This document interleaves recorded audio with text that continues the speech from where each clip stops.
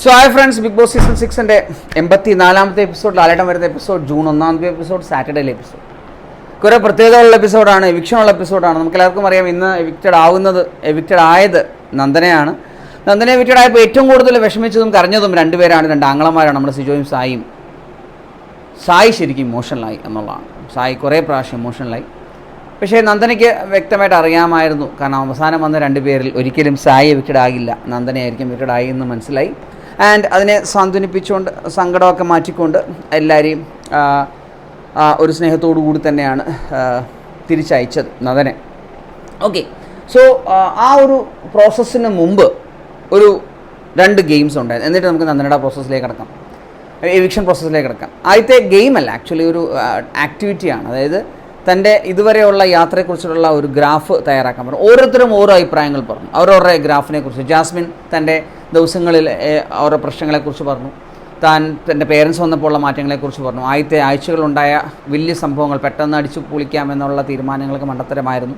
പിന്നീട് എനിക്കിത് ഗബ്രിയായിട്ടുള്ള ഇഷ്യൂസ്, ഒരു വേറെ യൂണിവേഴ്സിലേക്ക് ജാസ്മിനെ കൊണ്ടുപോയി എന്ന് ജാസ്മിൻ പറയാതെ പറഞ്ഞ കുറച്ച് കാര്യങ്ങളുണ്ടായിരുന്നു. അത് കഴിഞ്ഞ് ഈ പറഞ്ഞ പോലെ ജിൻഡോ സംസാരിച്ചു. താൻ ആദ്യത്തെ ആഴ്ചയിലൊക്കെ വളരെ നിരീക്ഷണത്തിലാണ് നടന്നത്, അതുകൊണ്ട് വളരെ സ്ലോ ആയി. പക്ഷേ അയാൾ എവിക്ഷനിൽ നോമിനേഷനിൽ വന്നപ്പോഴത്തെ അയാളൊന്ന് പതറി. പിന്നീട് ഒരു ചായയുടെ ഇഷ്യൂവിൽ, യമുന റാണിയുടെ ചായ ഇഷ്യൂവിൽ അയാൾ കയറി പിടിച്ചു എന്നും പറഞ്ഞു.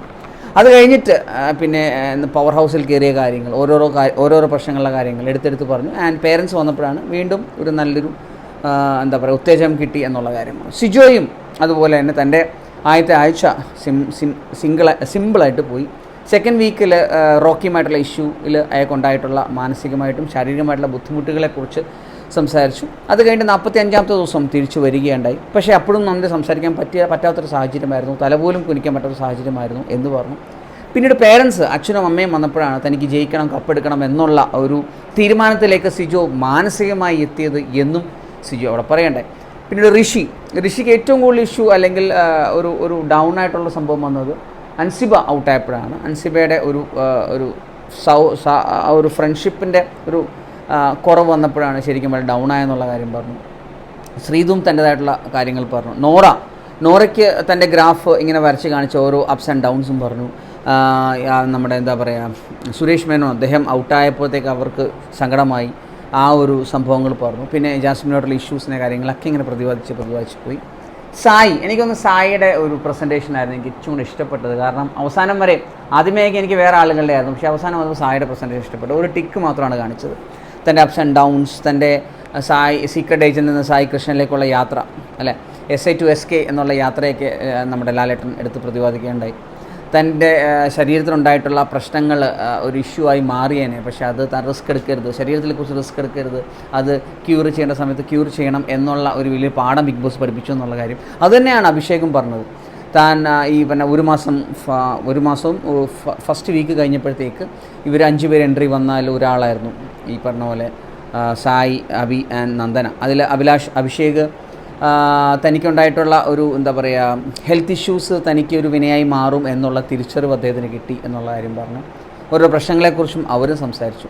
അങ്ങനെ ഓരോരുത്തരും എല്ലാവരും അവരവരുടെ ഇഷ്ടങ്ങൾ, അനിഷ്ടങ്ങൾ, ബുദ്ധിമുട്ടുകളൊക്കെ സംസാരിച്ചൊരു ഗ്രാഫിൻ്റെ രീതിയിൽ വരച്ച് കാണിക്കണ്ടേ. സോ അത് നന്നായിട്ട് പോയി ഒരു പ്രൊഫഷണൽ ടച്ച് കൊടുത്തിരുന്നു ബിഗ് ബോസ് ആ ഒരു പ്രസൻറ്റേഷൻ സ്റ്റൈലിന്. അതിൽ ഞാൻ നേരത്തെ പറഞ്ഞ പോലെ എനിക്ക് സായിയുടെ പ്രസൻറ്റേഷൻ ഇഷ്ടപ്പെട്ടു. സിജോ പറഞ്ഞത് വളരെ ഉള്ളിൽ നിന്ന് പറഞ്ഞായിട്ട് ഫീൽ ചെയ്തു. ജിൻഡോയ്ക്ക് തൻ്റേതായിട്ടുള്ള ഒരു ധാരണയുണ്ട്, വെറുതെ കളിക്കുന്നതല്ല എന്ന് ജിൻഡോയും പറയാതെ പറഞ്ഞ ഒരു എപ്പിസോഡായിരുന്നു, ആ ഒരു ടാസ്ക്കായിരുന്നു. അത് കഴിഞ്ഞിട്ടാണ് നമ്മുടെ എവിക്ഷൻ പ്രക്രിയ സ്റ്റാർട്ട് ചെയ്യുന്നത്. എവിക്ഷൻ പ്രക്രിയ എല്ലാവർക്കും ഒരു ഹാർട്ട് കൊടുക്കും. ആ ഹാർട്ടിനകത്ത് ആരാണ് പോകുന്നത് എന്നുള്ള കാര്യങ്ങൾ ഉണ്ടാവുമെന്നാണ് നമ്മൾ വിചാരിച്ചത്. പക്ഷേ ഓരോരുത്തരുടെയും ഹാർട്ട് തുറന്നപ്പോഴത്തേക്ക് അർജുൻ അല്ലെങ്കിൽ പ്രോസസ്സ് അല്ലെങ്കിൽ എവിക്ഷൻ പ്രക്രിയ ഇൻ പ്രോസസ്സ് അല്ലെങ്കിൽ ഇൻ പ്രോഗ്രസ് എന്നൊക്കെ പറഞ്ഞു. ആരും എവിക്റ്റഡാണെന്ന് കാണിക്കുന്നതിൽ അവസാനം സായിയും നമ്മുടെ നന്ദനയും വന്നു. നന്ദനയുടെ ഹാർട്ട് തുറന്നപ്പോഴത്തേക്ക് സായിയും പെൻഡിങ് ആണ് എന്ന് കാണിച്ചു. ആൻഡ് സായിയുടെ ആ ഒരു ടോയ് തുറന്നപ്പോഴത്തേക്ക് എവിക്റ്റഡ് നന്ദനയാണ് എന്ന് മനസ്സിലായി. അങ്ങനെ നന്ദന ഔട്ടായി. പക്ഷേ അതിനു മുമ്പ് ലാലേട്ടൻ ഒരു ചോദ്യം ചോദിച്ചിരുന്നു നന്ദനയോട്, അതായത് നന്ദന ഒറ്റയ്ക്കാണോ കളിക്കുന്നത് അതോ ഗെയിമായിട്ടാണോ കളിക്കുന്നത്. അപ്പം അതൊരു ഗെയിം സ്ട്രാറ്റജിയാണ്, അല്ലെങ്കിൽ ഒരുമിച്ച് നന്ദനയ്ക്ക് പോയിൻ്റ് കൊടുക്കാനായിട്ട് കളിക്കുന്ന പോലെയാണ് സിജോയും സായും കളിക്കുന്നത് പോലെയാണ് ഫീൽ ചെയ്യുന്നത് എന്ന് ജിൻഡോയും പറഞ്ഞു, ജാസ്മിനും പറഞ്ഞു. അത് ശരിയാണോ നന്ദനെ എന്ന് ചോദിച്ചപ്പോൾ അയ്യോ അല്ല, ഞാൻ ഒറ്റയ്ക്കാണ് കളിക്കുന്നത്. പക്ഷേ ഒരു വീഡിയോ കാണിച്ചപ്പോഴത്തേക്ക് നന്ദന അത് മാറ്റി പറയേണ്ട ഒരു സാഹചര്യം വന്നു എന്നുള്ളതാണ്. പക്ഷെ നന്ദന പറഞ്ഞു, തൻ്റെ വീഡിയോ കാണിച്ചപ്പോൾ പറഞ്ഞു, എൻ്റെ കൂടെയുള്ള പാർട്ടിസിപ്പൻസൊക്കെ ഭയങ്കര സ്ട്രോങ് പാർട്ടിസിപ്പൻസാണ്, എനിക്ക് അത്രയും സംസാരിക്കാനൊന്നും കഴിവില്ല, പക്ഷേ എന്നാലും ഞാൻ പിടിച്ചിരിക്കാൻ മാക്സിമം ട്രൈ ചെയ്യുന്നുണ്ടായിരുന്നു. എവിടേക്കോ നന്ദന കുറച്ച് കാര്യങ്ങളൊക്കെ നന്നായിട്ട് കണ്ടൻറ്റ് ക്രിയേറ്റ് ചെയ്തു. ക്യാപ്റ്റൻസി ടാസ്കൊക്കെ വന്നപ്പോഴത്തേക്ക് ഓവർ ആയിരുന്നെങ്കിലും നമുക്കത് ഇഷ്ടപ്പെടുന്നുണ്ടായിരുന്നു. ആ പ്രായത്തെ എല്ലാവരും മാനിച്ചിരുന്നു. പക്ഷേ അതിനകത്ത് കണ്ടൻറ്റ് ഇല്ലാതായി. കാരണം അയാൾക്ക് നോർമലി പ്രേക്ഷകരെ പിടിച്ചിരുത്താനുള്ള സംഭവമില്ല. ചുമ്മാ കിടന്ന് വായിട്ട് അലയ്ക്കുന്നത് മാത്രമല്ലല്ലോ കമ്മ്യൂണിക്കേഷൻ എന്ന് പറഞ്ഞു കഴിഞ്ഞാൽ. ആ കമ്മ്യൂണിക്കേഷനകത്ത് ഒരു എന്താ പറയുക, ഒരു കോറുണ്ടാവണം. ആ കോറ് ആളുകൾക്ക് ഇഷ്ടപ്പെടുകയും വേണം. അപ്പോഴാണ് പ്രോഗ്രാം അല്ലെങ്കിൽ ഈ പറഞ്ഞ പോലെ പരിപാടി കണ്ടിരിക്കുകയുള്ളൂ. അല്ല വെറുതെ ചുമ്മാ വായിട്ട് അലച്ചിട്ട് എന്താ കാര്യം അല്ലേ?